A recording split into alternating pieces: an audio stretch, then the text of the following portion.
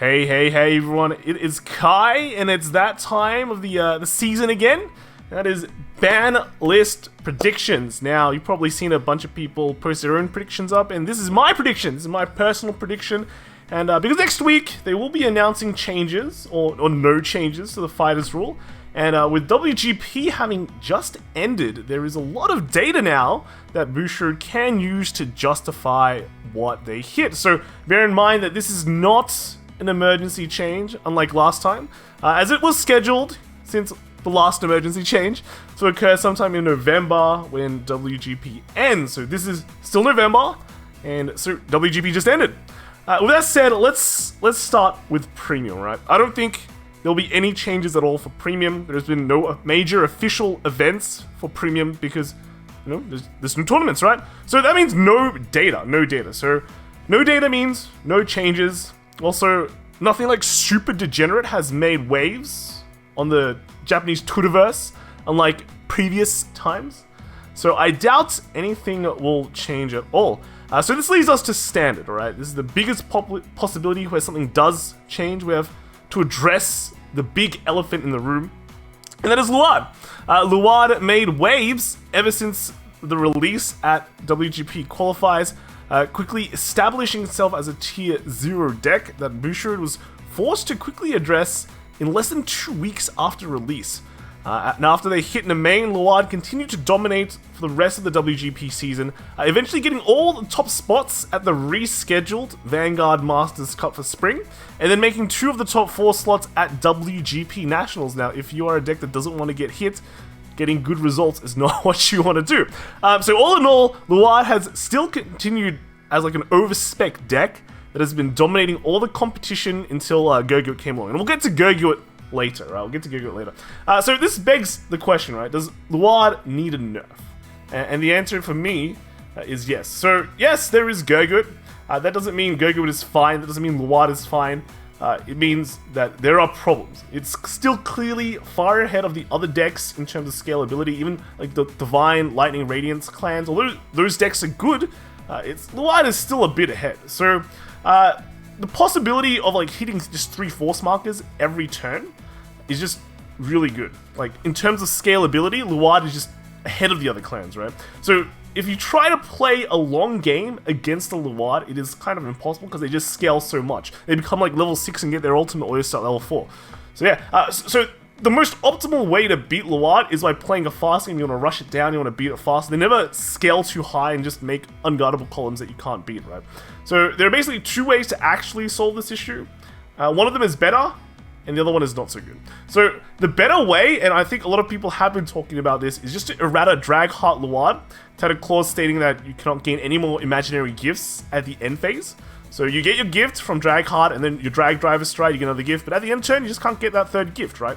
This just cuts down the maximum gift gain to 2 a turn, which is kind of just in line with every single other imaginary gift right now. The ones that gain 2 a turn, that's the standard right now. So the other thing is that erratas do change the card text. If we hit Dragheart, V-Dragheart, it doesn't impact Premium as much, because Premium you're probably looking at the Drag Driver instead.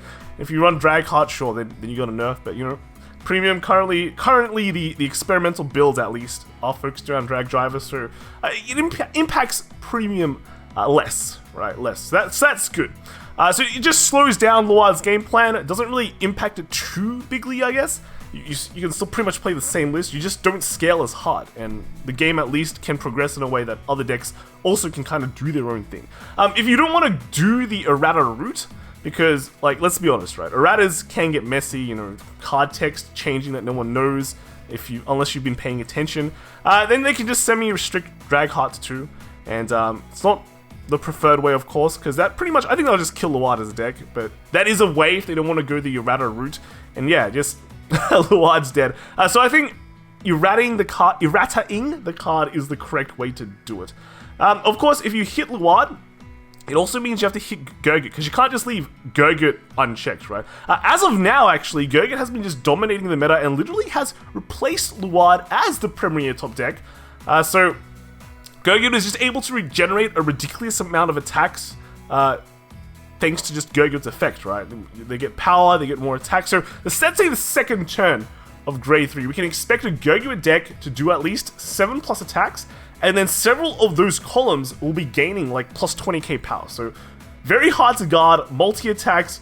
So how do you deal with that? You just don't. You just don't. You can also kind of play lame as Gurgit. You can just save up all your cards and just try to one-shot your opponent. So deny some damage or just give damage early on, then stop doing damage when they use up their CB, and then you save up your hand, and then you just vomit your hand. Like, let's say you go to the turn 3 of grade 3 because your opponent wasn't able to do anything. Suddenly everything hits plus 30k, you drop like a Wonderezil or a Sagamore and then start popping out cards, and all these things are huge. Your opponent can't guard that. You can't guard like plus 30k columns, right? It's not possible. They'll have to hit like 2 triggers to be able to do that. So Gurgit, you can play multiple playstyles, but all around just vomiting a bunch of cards at high power. So the other thing also is you cannot damage deny a Gurgit deck as well, because you have ways to countercharge without requiring counterblast, right? So Sagamore again, play that down, pop out a Din Drain, you're done. So there's not really any good way to just damage deny a Gurgit. So I know people have been saying Percival's a problem, but I don't see them hitting Percival at all, because they just released that card, and if you hit Percival, basically kills the entire deck. So they will probably just hit Wonderezil. And everybody's been saying this, which I agree. Wonderezil is pretty much the only free way to extend attacks during the battle phase from Gurgit's skill, which is important, right? If you call a Sagamore from Gurgit's skill, you can't get multi-attacks from that because it needs to be called from hand. You can do things like Max Slash, like call a Max Slash, and that can CB1 to call something from hand, but that requires CB1. Right, that requires CB1, and CB1 is big. It's still pretty big. It's also a giftless grade 3, and it's like that part makes it a very inconsistent card to add to the deck. Meanwhile, Ezil is free and is also a grade 2.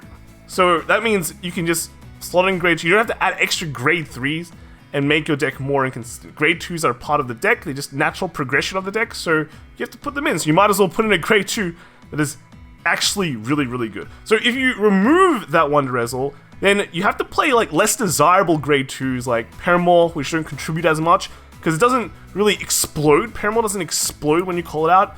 It's an act effect, can't use the effect. It's also a CB1, so there's a lot of cost associated with it. So overall, if you force them to run less good grade 2s, then maybe the deck overall becomes much more manageable. And we've also been seeing some really ridiculous prices from Wonderezil. If they hit the main like before, because also I think they half hit the main because of the price it was getting. Wonderezil is definitely something on that line too. Hitting Wonderezil basically just doesn't kill the deck, but it basically puts it more in line with the other decks in the meta, and we can just let the metagame evolve a bit more and see how it goes. Now, speaking of the main, I don't think they will unrestrict the main, simply because, yeah. Why unrestrict one of the best cards in Shadow Paladin for Luard, which is already doing very well? It just sounds like a very bad idea. So I think the main is staying. But lastly, there's actually another hit that I will say. The last one they might hit is Kagero. So I don't really have the full data for like, how many Kageros entered the tournaments, because Bushido doesn't provide it, unlike Y Schwartz, which they did for every single tournament. But Kagero was able to do okay during the Luard period, and continues to do okay because it just doesn't care what its opponent does. And as a deck that's been surviving for months now since Silverdust Blaze, it recently took 2 slots at the WGP Nationals and won it. And if, I'm just gonna speculate here, right? The conversion rate for Kagero has to be pretty darn good, because in a meta where everyone took Shadow Paladin, there's a few people who took Kagero, and also because of the diversity cut, Kagero players would likely get to the top cut, and then just Kagero did well at WGP. So that automatically makes Bushido look at the deck and go, hang on, there is something with this deck that maybe we need to hit. Now, likely what will happen with this deck is a slap on the wrist, because there is no point just killing it, killing and murdering a deck is always not good. The slap will probably be just at the consistency, so I'm saying they might hit Igni Road Dragon to 2. Which slightly lowers the overall consistency of the deck and the power of the deck, right? Because Igni Road is this really weird card that on the Vanguard or Regard circle, it can just search top 7 for a Dragonic Overlord to cross. I mean, not many cards do that. But it also has a second good effect, which is it gains power every time your Vanguard attacks, right? So it also can hit like a truck by itself. So reducing it to 2 basically means it's less consistent to get your grade 3 and less consistent to make the side power columns. Well, overall, the play style of Dragonic Overlord the Cross deck is still the same because it's just all about the cross hitting multiple times. Now, the other thing they could do is limit Calamity Tower Wyvern in some way, because it's just a common, but it's that one card that makes the cross turn really, really disgusting, right? So they could hit it to 1, which makes the deck super high roll, or you can just make it so it can't be used with the cross, because right now the cross without Calamity Tower Wyvern is basically hitting something like 21, then when it resets it's 31 and 31, so that's kind of manageable, because you basically go down to 1 drive, and that's okay, but with Calamity Tower it just makes the columns hit a bit higher, right? 21 comes 36, then comes 46. How do you guard that? You can't guard that, right? So by removing that, this really removes the high roll capability of the deck, making the X just stand just more manageable, right? The power lines become way more manageable. It becomes less explosive, while still kind of maintaining the consistency. If you still have Igni Road available rather than the Calamity Tower, then I think those are either 2 good hits. Like Calamity Tower is like a common as well, so yeah, getting rid of that may be more preferable than getting rid of the Triple R.